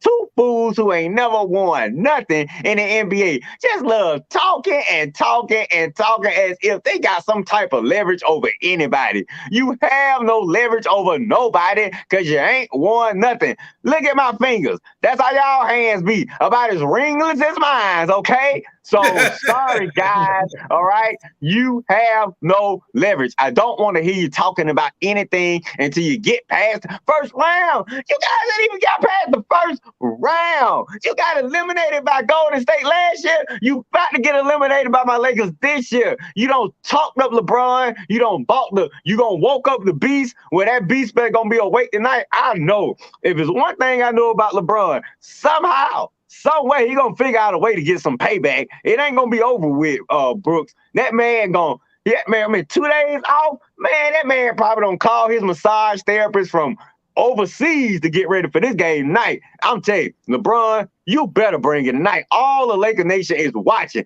We are waiting for you to shut this clown up tonight. And 80, boy, if you don't bring it tonight, boy, yeah, you at home too, 80. Boy, you may not even make it home tonight. But I tell you, this game I can almost guarantee you we're going to win tonight because of all this stuff that we've been hearing. LeBron and AD, y'all know y'all better bring it tonight. And the role players will be better because they're going to be at home tonight. So I just got a feeling the Lakers are going to give me a good game tonight, Saturday night, prime time. Lakers, you cannot disappoint. These guys, these light-skinned fools have been running their doggone mouth, and we got to put them back in their place. I can't stand light-skinned guys running off at the mouth all doggone day. I'm a light-skinned guy, so I know the mindset, and I'm telling you, I wish these two guys would shut the you-know-what up. It's getting on my nerves. Oh, my God, Lakers, you got to shut them up tonight. Serious, LeBron, AD, the guys, we have got to shut these clowns up, both games in LA, and go back to Memphis and finish them. This series, I just hope they're going to talk themselves into an elimination. So whether Ja play tonight or not, Lakers got to win this series, Coach. We got to win this game tonight, but definitely the series. And the Lakers we got to win this game tonight. No excuses. I mean, because if Memphis come in here and beat us up after talking all this trash, Laker Nation are not going to be happy with LeBron and AD. I can promise you that. Armani, do you feel the same way? Yeah, I mean, come on, man. You talking about arguably the greatest player of all time, and you want to chomp at you want to chomp in his face and talk about he ain't nobody. He 40 years old, dude. What have you done? What have you done to even say those words out your mouth? What have you done? Come on, I mean, come on, man. You done poke the king. You done poke the king. You don't go up to a lion and rattle the cage. Do you do that? You go up to a lion's cage and put your hand in there?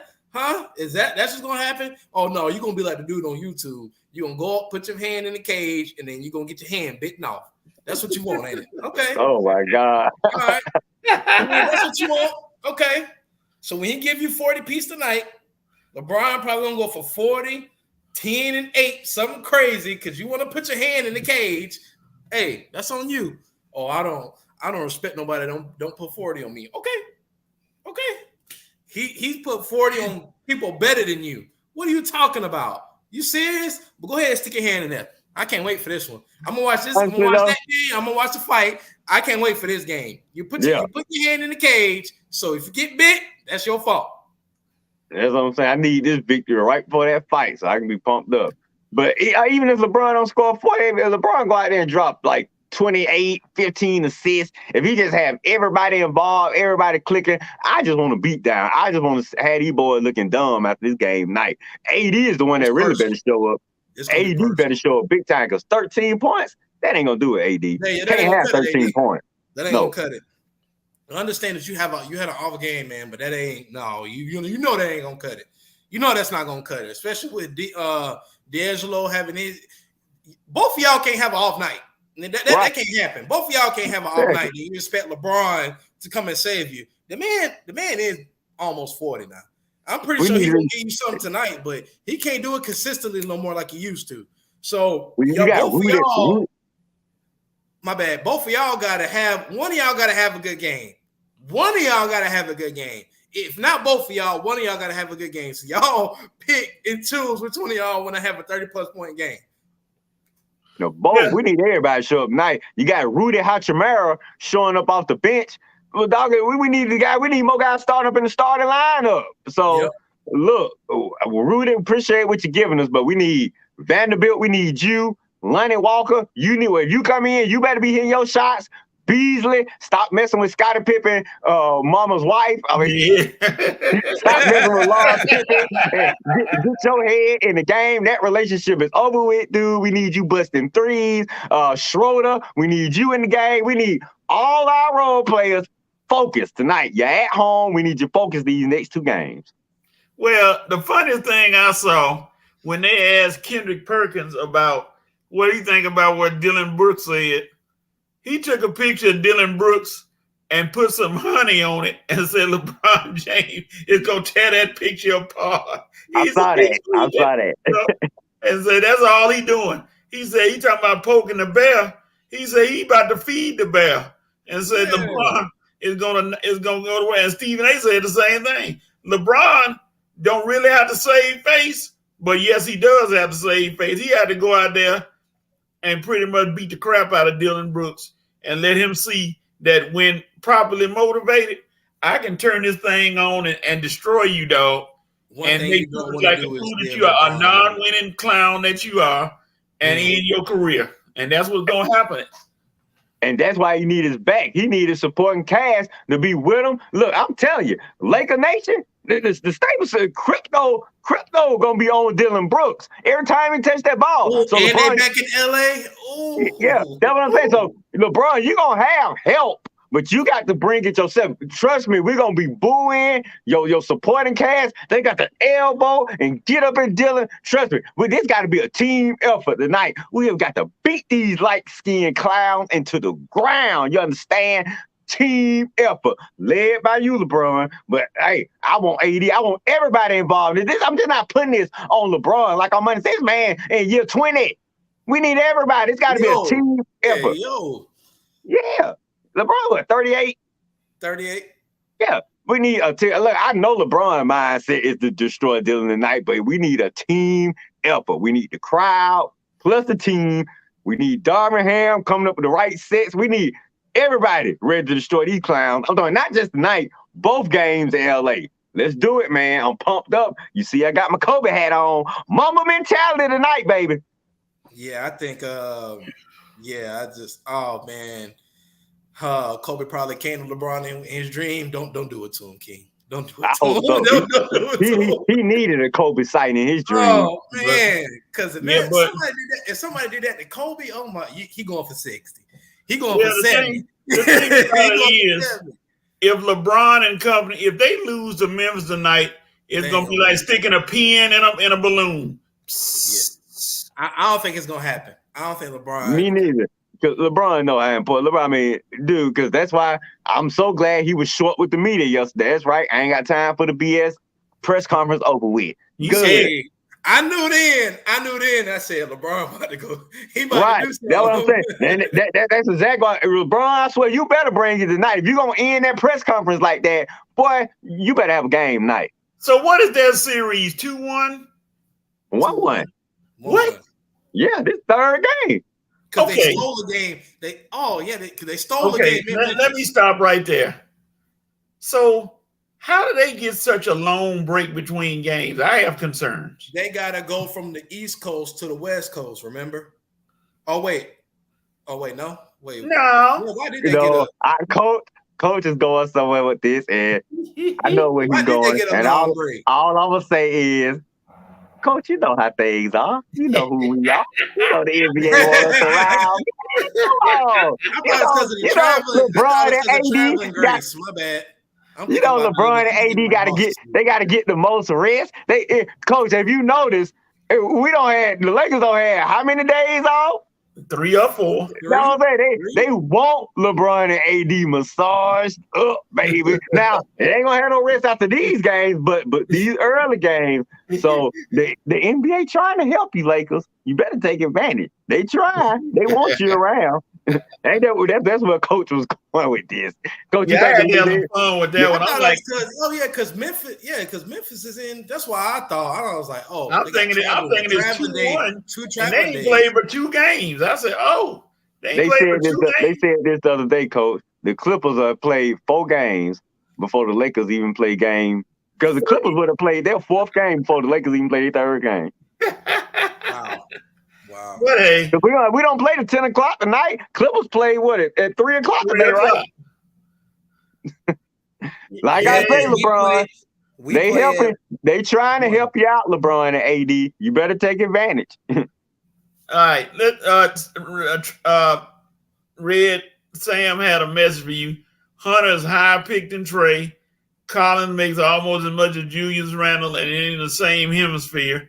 That is the problem with the Hawks. Yes, Sam. Everybody's established that Hunter and Collins are inconsistent suckers. But at the same time, Trey this season had regressed a little bit. Ask my boy our money. He ain't gonna BS you. Tell him my money. Trey, any game Trey scoring under 30 points, being a defensive liability he is not Trey Young, okay? And this season, I swear, I can't. Did Trey Young have 5 games where he had over 30 points this season, regular season? Because I can't remember. Like I said, and that's why the Hawks were hanging around the 7th and 8th seed. But last night, 4th quarter, Trey took off. 32. Look, we need 30-plus points from Trey, man. And honestly, against Boston, we might need 40-something points. But anything less than 30 ain't going to cut it with this Hawks teams. That's how we made our run to the Eastern Conference Finals 2 seasons ago. It wasn't Trey scoring 23 and 10. It was Trey going off for 30-plus points. And Zachary said Trey is and has been the problem. So cats don't want to be spoon-fed. Cats don't want to be spoon. Well, Trey definitely had some deeper behavior, Zachary. I agree with you right there. But the problem was the regression. And I'm not gonna lie, Trey does not have any consistent front court help. Let's be real with it. His front court help is inconsistent. Collins, Hunter. We don't ask Capella to score many points, okay? We just traded for Sadiq Bey, so he just got with the team. But it's mostly been the backcourt trade. Like think of the years we was in the Eastern Conference Finals. We had Bogdanovich balling. We had Kevin Huerter in the backcourt balling. We had Danilo Gallinari, who we sent to Boston. He was in the backcourt balling. Cam Reddish coming off the bench. Right, Cam Reddish coming off the bench. We had Lou Williams coming off the bench. So our backcourt was pretty consistent and steady. It's always been a front court that's been inconsistent. Magic City. He also said when Trey Young doesn't play, the Hawks offense is more fluid and their defense is better. That's only this year because of the addition of DeJounte Murray. Now you take Trey away the other years and the offense wasn't doing anything. Red. Somebody has shown up to tell you something. Mitchell White says a gentleman sweep in effect, but I was happy to see Hawks fans show up. Yeah, you better hope we don't win tomorrow, Mitchell. You better hope them 3-point shots ain't falling tomorrow. We're going to revisit this gentleman sweep. Then it's going to be a gentleman's choke job by your green trash. Well, who still ain't won since when? 2008, and who beat you in 2010? Ah, you see right here, baby? You see that name? You see what it say right there? Ah! All right, finally. That is the last championship they won. Man, that's been finally, we have made it to halftime. We've been on NBA, and halftime has been rolling on, but we right at halftime now, so we're going to take a pause for the cause. And ladies and gentlemen, we will be back. We're going to discuss draft picks, and we're going to do 5 for 5 when we come back. So stay tuned to the Red and Rail Sports Show, please.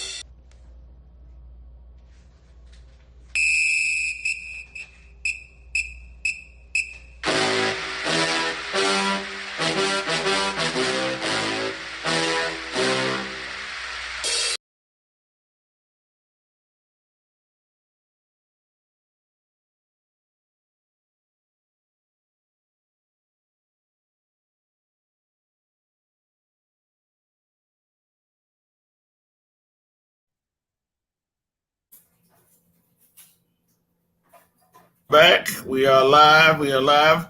Um, we are back now. We spent most of the time on the NBA playoffs, which is the hot topic right now, which is going on right now. We're gonna jump to the NFL, and we're gonna go with NFL draft needs. What we're gonna go with each person is gonna talk about their pick in the draft and what are you gonna do with your first pick. What should your team do with your first pick? As we do know, the draft, like we say, is finally here this week. It's draft week, April 27th, Thursday night. Everybody will be focused on the draft. It's all the mock drafts and the pretend this and the mock that and all this stuff is about to come to an end, and we're about to get the real draft while Armani is eating a delicious lunch. We're about to get to the real draft. So making me hungry over here. No, I got the monkey. Here we go. The Falcons have the number 8 pick in the draft, number 8. And of course, where they're talking is everybody's talking about the run of quarterbacks that is predicted to go in the first few picks. You got Bryce Young, which is a lock at number 1 for Carolina. No doubt about it. They say he's a lock. Yeah.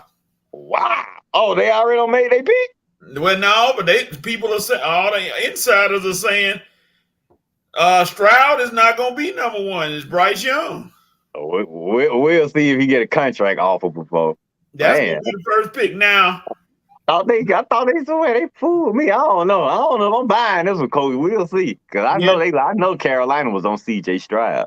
Now the Texans, they say that they are the wild card this year because the Texans don't know who they're gonna get. They don't know if they're gonna trade or pick CJ Stroud. See, this is wild. See, this got my Falcon going crazy, man. All these teams make up their mind. So we'll know who's gonna be there. Now, what the league does not want to happen, and I can say this without a doubt, there's been talks that the Texans are going to trade the number 2 pick to, of all teams, the San Francisco 49ers for Trey Lance and some other stuff.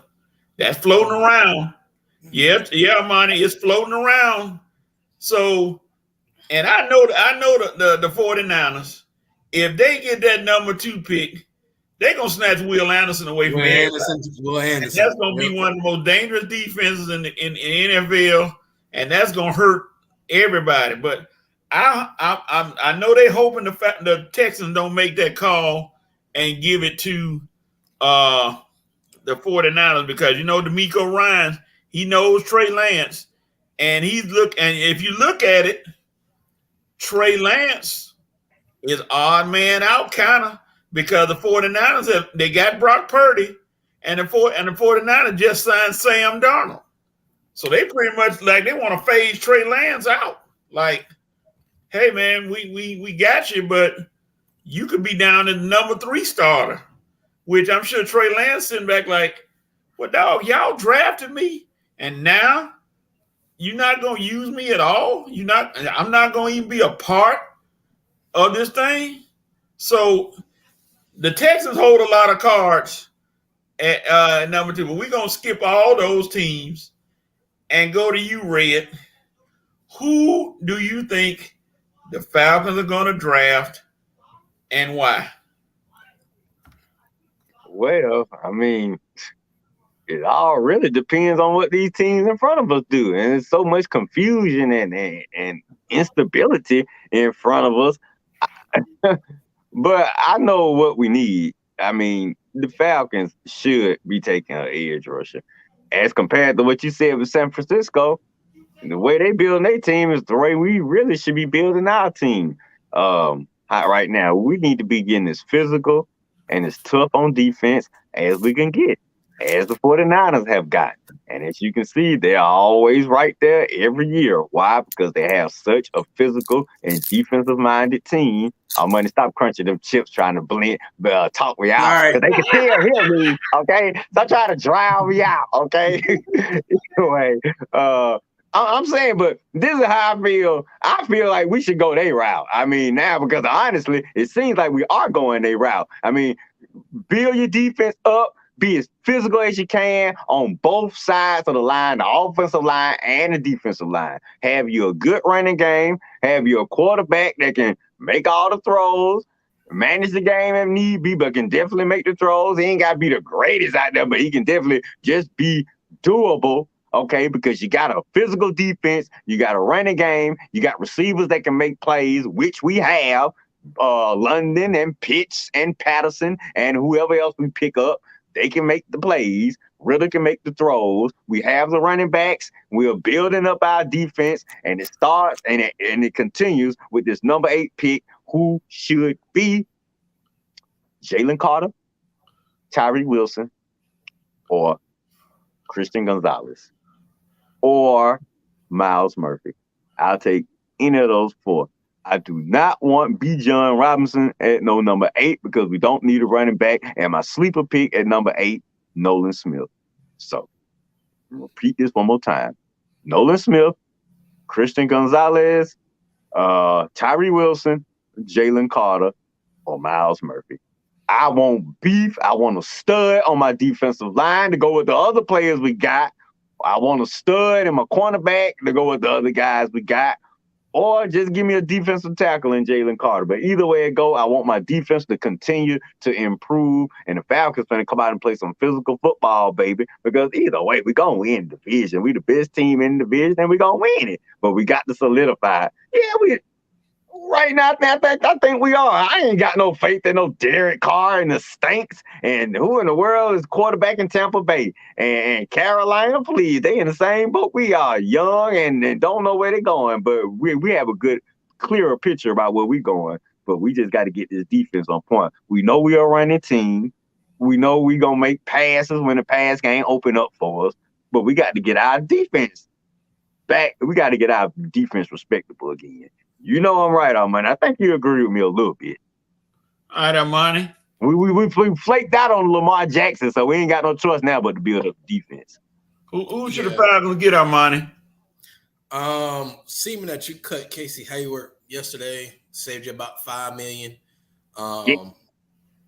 If it all depends on what happens. If Tyree Wilson ends up going to somebody, get Christian Gonzalez. If Christian Gonzalez ends up going to somebody, get Tyree Wilson or Miles Murphy, like Red said. Don't even think about trying to get one of those quarterbacks that's not gonna probably, which Bryce Young and CJ are gonna be gone by that time anyway. So don't even think about. Oh, gone. Yeah, they'll be long gone. But go ahead and shore up the defense. Shore up the defense so we can be able to stop people, because Atlanta ain't been able to stop nobody since I was 14, 13. How old are you? I'm 27. So it's been probably since Matt Ryan early years. Right. So go ahead, get a pass rusher or shore up the secondary. You got Bates, Terrell. It'd be nice to have another corner to go over there beside Terrell now. Well, we got Judah. Don't remember. We got Judah still. Yeah, but what's the name? Okudah. Jeff Okudah. My problem with Okudah is, can he stay healthy? Right. At least with Gonzalez, we know he's healthy.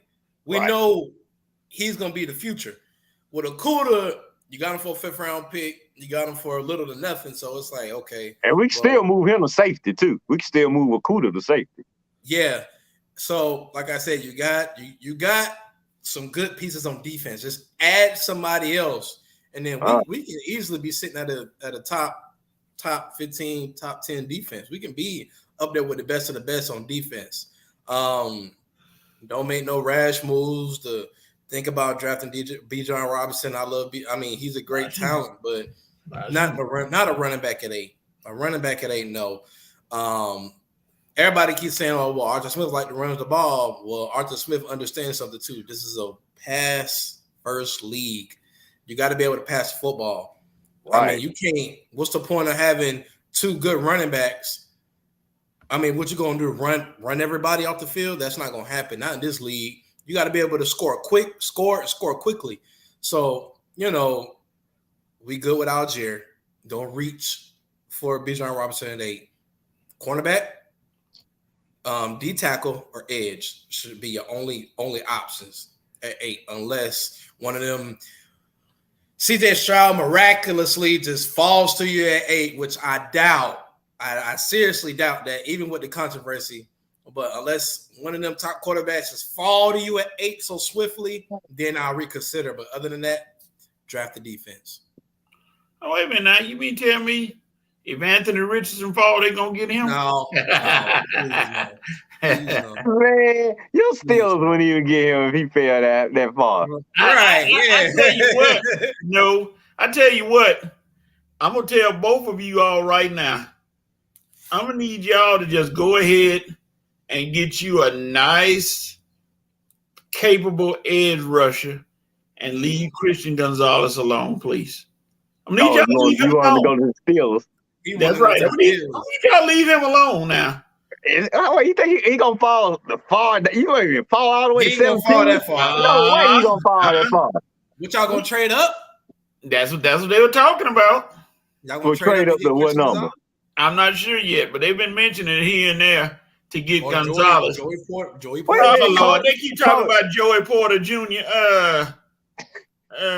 Wait a minute, Coach. You mean you don't want the great Keely Ringo?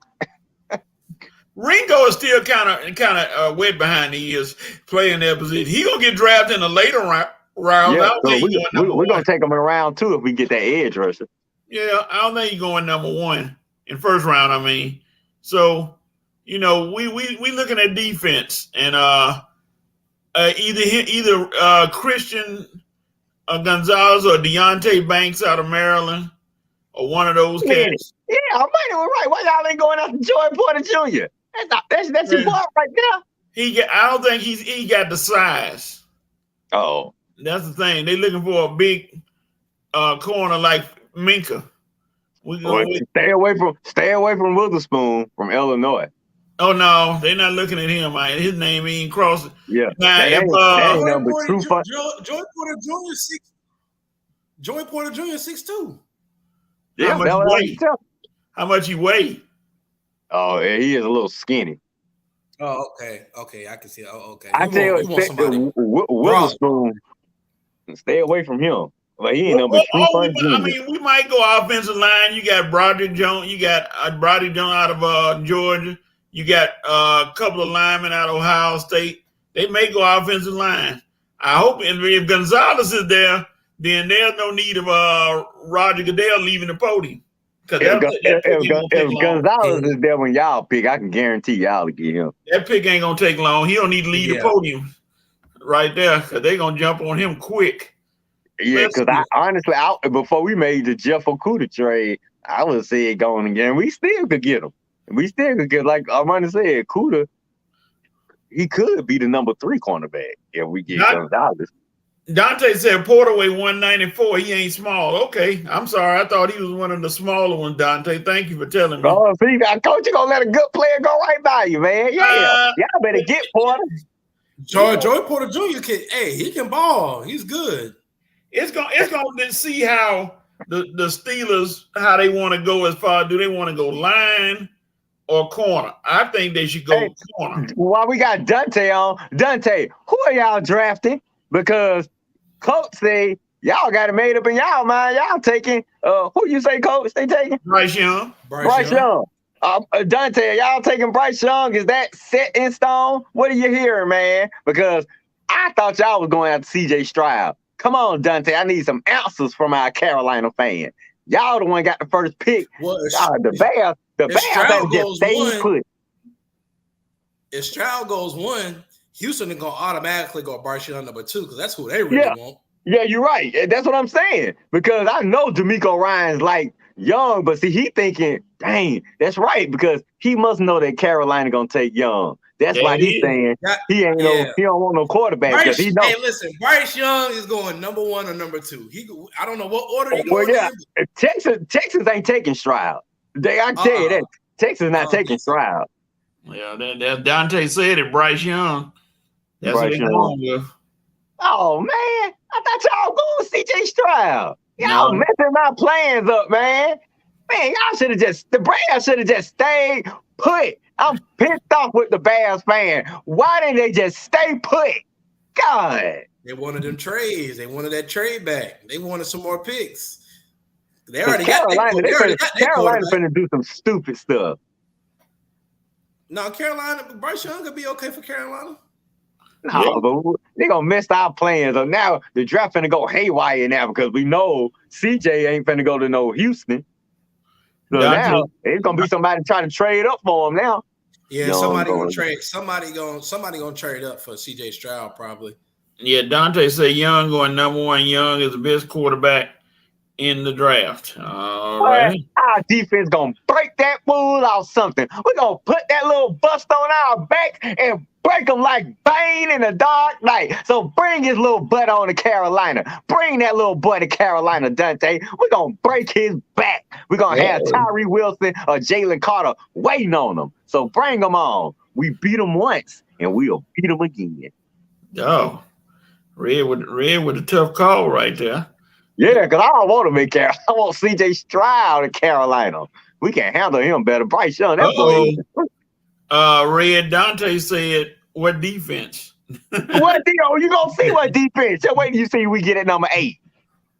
Then we're gonna get whoever y'all get at number 1, gonna have to worry about who we get at number 8. So mark my word, buddy, that defense is coming. No, I like you talking trash, Dante. Now we definitely gonna break his back now.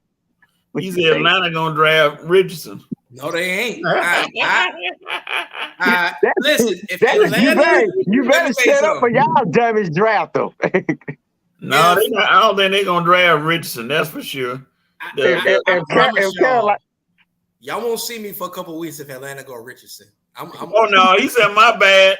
Atlanta drafting the boy from Will Levis from Kentucky. Once again, you better hope you don't draft them. If Atlanta draft Will Levis from Kentucky, they better check the news for that. They're gonna storm Mercedes-Benz and tear it up. Terry's gonna be done. Terry's gonna be done. He should get fired. Now, the only will that I'm good at getting is trading up for Will Anderson Jr. That's the only will that I want to see on this team. If we trade up for Will Anderson Jr., trade up with trade back with Arizona, that's the only will that I would want is Will Anderson Jr. Right. So, thank you, Dante. All right, let's move on. We ready to go to 5 for 5. We got 5 topics. As you know, you got a minute or so on each one of them. You have your solo screen, then of course, once the full screen come up, that means your time is running out, and we're gonna move on to the next one. Let me find the music, and once we find the music, we're ready to jump into 5 for 5. Got my Lupita Nyong'o music from Us. Another role she was snubbed for an Oscar for. Didn't even get a nomination. God. All right, Red, we're going to let you start it off. NFL players suspended for gambling. What's your thoughts? Man, you want to talk about inspiration. That boy Calvin Ridley just got reinstated, and now he is inspiring all of these guys. But you guys got to remember now, Calvin Ridley is a Pro Bowl player. You guys in Detroit, you ain't nothing but scrubs now, bench players out here gambling, putting your career in jeopardy for a few measly dollars, and you making NFL money. You got legal NFL money, and that ain't enough. You got to gamble some money. You got to make a little bit more with the games on the weekend. No, fellas. Gambling is for us regular guys, not in the NFL. Not for you NFL players, okay? Excuse me, y'all. So I'm sorry, the punishments are coming down very deservedly. need to be gambling, man. We already done had the Pete Rose scandal. Y'all ain't gonna be satisfied till we got gambling scandals in all the sports, man. Detroit and the Washington did their jobs, got rid of the guys. Good job, NFL, for catching these guys, but this problem becomes widespread and out of control. Armani, Man, you making all that money. Why you gambling for? And if you go gamble, put it in somebody else's name. Don't put it in your name. What are you doing? Come on now. Y'all got to be smarter than this. Y'all know how the league is when it comes to gambling. It's a zero tolerance policy in the NFL. Y'all know better. So you got what you deserve. So, hey, good job NFL for it. Go ahead and nip that in the bud right now. Oh, y'all want to gamble? Okay, you won't be with an NFL team. You're going to be suspended indefinitely because you're ruining the integrity of the game. yeah, and then like Red said, some of those guys have already been cut, so they can go gamble all they want now, but they just gamble their careers away like clowns. So take it for what it is and just hang your head and watch your homeboys laugh at you while you've been put off the team. And that's the thing. How do your family and friends react when you get cut or released for these stupid reasons? I mean, to go back home and say, I'm back because I was, man, that's embarrassing.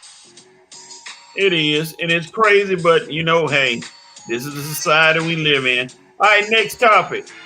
Armani, DeMar Hamlin returns. Your comments. I'm glad that DeMar Hamlin was able to come out of that situation alive. So praise God for that. Hamlin, it's real tough because you almost lost your life, man. So after that life, like changing event, I wouldn't have come back. That's just me because I'm worth more than football. Football is not life. It's not the end all be all. So Hamlin, if that's what you want to do, hey, cool, you want to come back, but just beware of teams or the Bills, kind of just treating you from a long spoon because you almost lost your life, man. That's scary. So just be mindful of that. Red. I share our money sentiments. I'm glad you survived, buddy. It was a miracle. Praise God to the medical team and all those folks at the Cincinnati hospital that saved your life. Like I say, much praise goes to them because they definitely did an awesome job in reviving you and ensure your survival. But, man, you come close to seeing that light in the sky, man. I might have to think twice. And you got a family, and like I say, after this, it's not like you're not gonna be able to make money, dude. You gonna have plenty of areas of money making opportunities. Like I say, you're a miracle. So you're gonna get a chance to go around and speak to people. I'm sure the Bills gonna take care of you financially if you want to have an early retirement. I'm sure they'll look out for you as far as coaching wise. But like I say, I think you will have employment opportunities if you decide to hang it up. And after such a close call like that, I would definitely have to give it some deep thought before I just, agree to return so, quickly. Yeah, and I'm gonna go along with you all. I'm kind of scared because, you just had a heart attack, a cardiac arrest for 4 months, not 4 years. You're talking about 4 months, and you going back into a strenuous sport such as NFL football. I think you should have waited at least a year. NFL not gonna shut down anytime soon. So they would have kept you on the staff, like Red said. They would have kept you out there. You could have been a coach, sideline coach, and then when they said 3 doctors cleared him, but still you could have a possibility of, God forbid, of relapsing. So I just hope he takes care of himself and doesn't rush it too quick because, my brother, you ain't got but one life. You ain't got 9 like a cat. So good luck to him. All right, here we go. Still 5 for 5. Jalen Hurts gets his bag. Red. What should Lamar do, Red? Fire his family. Give Jalen Hurts a call and say, Jalen, can I borrow your agent for a couple of days, man? I need to get my bag too. Matter of fact, can we share agent? I mean, you have on the weekend, I have during the week, stuff like that. Just so way, can we share agent? And boy, looking at her, but let me stop. Okay, but boy, she is very beautiful. But I'm saying Lamar needs to follow the Jalen Hurts path. Whatever Jalen Hurts did, however his representation is, that's who his representation should be. If his representation ain't family, Lamar, your representation should be family. Look, we don't told you time and time again, Lamar. You need to smarten up, get rid of your family, hire a real agent, and you'll get some money. Longer you keep your representation, well, you'll be playing on the franchise tender, buddy, and then we'll be doing all this again next year. I hope we're not doing all this again next year. I hope between now and then, somebody in Baltimore's front office or in Lamar's team smart enough come up with some type of solution, because I'm ready for this story to end. Seriously. Lord, Lamar, I see Armani wanted to end so bad he left. Armani is back. Armani? Talking about Lamar and Jalen Hurts. Yeah. I got you. Yeah, Lamar, you're going to have to get an agent, my brother. You're going to have to get an agent that knows contracts. Your mama might not know NFL contracts like an agent would, so that's why teams don't want to negotiate with you. You don't know. I mean, at the end of the day, you gotta get an agent, man, that knows what they're talking about, so you can get your money. How much money do you? And another thing is, how much money do you need? Do you need 250 mil? I mean, dude, you already injury prone. You already proved to be injury prone. So, I mean, maybe 200 mil guaranteed or 178 guaranteed, but you won't get close to the Deshaun Watson deal because the Browns are. You know what I'm gonna say about them. You know what kind of franchise they are. So, desperate. But well, I see you gonna weigh that out right there. I ain't say it. I ain't gonna say it. But hey, it's true. It's true though. They are definitely one of them. They got desperate, so don't expect to get a. Hey, listen, the Deshaun Watson deal won't be done again for a long time. It's not done again. Not that much guaranteed all at once. So, all right, let's move on. The Oakland A's said they might look like they might be going to Las Vegas. Red, is this a good or bad move? It is a great move. I'm completely awesome. All I gotta say, it's about you know what time, dog. It is about doggone time. The Oakland A's in that raggedy little stadium ain't going. I think it's the same raggedy stadium that the Raiders were playing in. That team is going nowhere fast, okay? Look, Oakland, this is probably the best move you guys have had for years. I know you got tired of my Braves and using you as a farm system because, boy, we've taken all your good players. That's all, hey, coach, that's all the A's are doing. We're bringing up players, developing them, and just sending them to the grave. That's right. We took Olsen. We took Murphy. We was waiting on the next one to get hot so we could take them. So the A's, I know you got tired of that. You got tired of losing. Look, I know you had a winning season maybe two or 3 years ago, but look, Bob Melvin is gone. He in San Diego now, and Mark Coxey, dude, you got more gray hair than you got more gray hair than Coach, man, and you way younger. So, Coach, was he a Brave a few years ago, Mark Coxey? I swear he played first base for us in the early 2000s. But anyway, Oakland A's, this is a good move. You're moving to a city that's on the rise with sports. I mean, just looking at that city now, you got all of the bright lights with the casinos. You got the stadiums, the Legion Stadium. The Oakland A's about to get a new stadium. And with that new stadium, it's going to become what?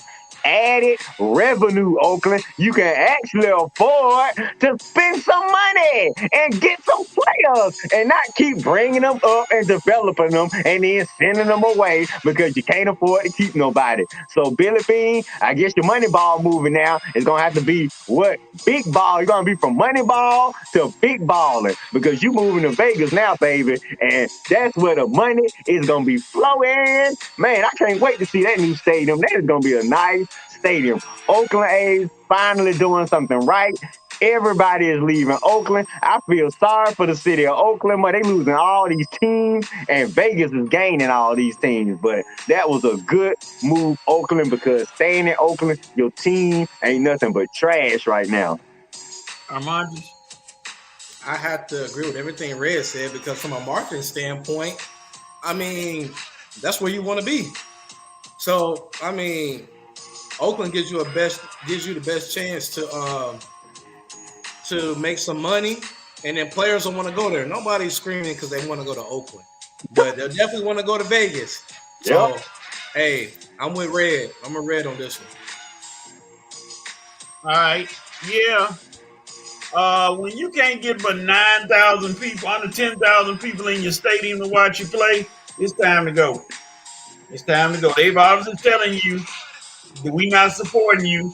You not winning. You in last place. So why should we keep spending our hard-earned money and you not doing anything to make the team better? You're trading away all the good players and leaving us with scrubs. So yeah, that means y'all ready to go. So time to go. All right, the last 5 for 5. And this is a big one here. Tank versus Garcia. Big fight tonight. This is one everybody had on the radar to watch. Armani, who wins, and how many rounds is it going to take? It's going to be Gervonta Davis by knockout in round 10. Round 10. After the Gervonta Davis plays round one for a little bit, studies him a little bit, he going to get hit with an uppercut or a right hook. It's going to be over. Gervonta Davis, go ahead and take care of this business, man. Garcia has been talking. He has been talking. So, hey, take care of business. Tonight is fight night. You got the NBA games on today. You got a few baseball games on today. And then you got the fight tonight. So, this is a good weekend in sports. Great weekend in sports. So, but Tank, round 10, knockout. All right, Red. Man, it is going to be upset city, baby. I'm taking Garcia. That's right, the big talker. Wow. He say, Tank, you got the weakest punch. None of your punches are hard. Okay. Now, Garcia, I hope you didn't talk yourself into a knockout tonight. But as long as you come ready to fight, Tank is like this. Garcia's like this. Yeah, I'm calling for a size difference, man. Garcia, if you get knocked out by that little guy and all that talking you've been doing, boy, this is going to look bad on your career, man. Both guys undefeated. Both guys have plenty of knockouts. So this is the fight we all been waiting for. Garcia and Tank. I love all the trash talking this week leading up to it. They don't got me excited. Man, okay, Garcia, you been talking. Now, don't let Tank put it on you, baby. But I'm going to take Garcia. Garcia say you ready? We're going to see. I just hope you don't embarrass me like Money Mayweather did when he was talking that week and then got done up by Floyd. All right, Garcia. You know, I love you, Tank, man. You one of the best. But let me see what Garcia going to do tonight, man, because he got a real size advantage. But, all right, Armani, even though I still think Tank can win now. Don't get it wrong. I think Tank can win. But I'm gonna take Garcia. I'm gonna see what Garcia about tonight. He been talking, so we gonna see Garcia. You been talking that trash, man. I'm gonna tell you, if Tank scrub him up tonight, dude, they might have to lower your weight class. they might have to send him back to welterweight if Tank scrub him up tonight. Cause dude has been talking big. I think it's gonna be a decision bloodbath, and Tank gonna pull it out. And they're gonna beat each other senseless the whole fight, and I think Tank gonna edge him by a decision. And it's gonna be some knockdowns, and they're gonna get back up, and they're gonna go at it because this one they've been building it, and it's been a lot of trash talking. So now let's see And that's the thing about fights. You do all that talking, but once you step between them ropes, now you know you can talk all you want to, but it's going to end if somebody catch you with a right, like Mike Tyson. People talk to Mike Tyson, but then you got in the ring, and next thing you know, you woke up in a different area code. So hey, man, I'm gonna have to go back and look at some of them old Tyson fight clips. Just listening to him on First Take yesterday, talking about some of his old fights. I'm gonna have to go back and watch some of them old clips, man. Armani, man, just for your time. I know you were a baby. You may always think you were born when Tyson was in his prime. What year you were born? 96.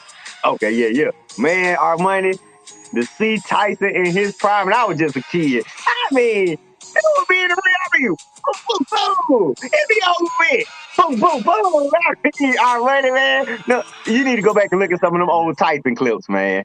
yeah, Tyson used to be that cat that made people for pay-per-views real mad because they expect to see a good pay-per-view fight. Tyson ended in the first round. Now everybody done spent their money, and it's like, well, wait a minute. Yeah. He walk away. He was wasn't no 5. It didn't go 5. It went 5 rounds. That was too long. He was no nonsense. Black tights, black boots, short black socks. That's all he wore. Forget all them robes and everything. His mind was to destroy you. That's right. And that's all he had on his mind. So I'm telling you, you would have loved Prime Tyson, man. He would have been one of your favorites. Yeah. All right. Man. That's 5 for 5, ladies and gentlemen. That's 5 for 5. We coming close to the end of the show. And now we've come to you have the right.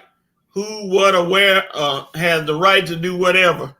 And we'll start with you, Red. Who has the right to do what? Thank you, Coach, because I was happy. I wanted to go first. This is for you, Malcolm Brogdon.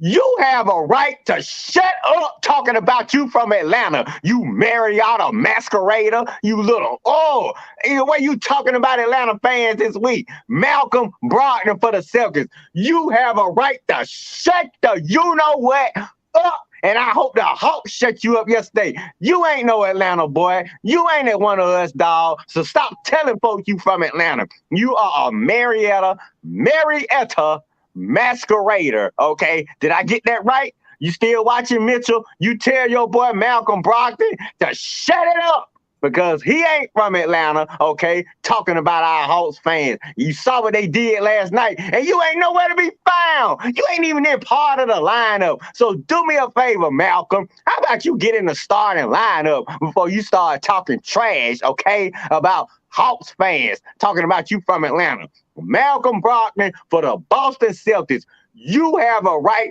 to shut up. Thank you. Armani, because Red sound like Booker T then. Oh man. I know we just got done talking about the fight, but hey, Tank, I got some personal I got some business with you, so you need to go ahead and take care of your business tonight. So I'll go ahead and collect my business whenever you get done. So hey, take care of business, man. Go ahead. I hope y'all making a good fight, Tank. But hey, if you can knock him out, knock him out. Because if you knock him out, the bigger my purse can get. So go ahead, take care of your business, man. Take care of your business. You have the right to knock out Ryan Garcia by round 10. Round 10, knock him out. Oh, geez, all right. It's a 12-round fight. You took 10 by round 10. Round 10, that's what Armani said. Yeah, it would have been better. Now, I always take round 8. That's usually the pivotal round to me. Yeah.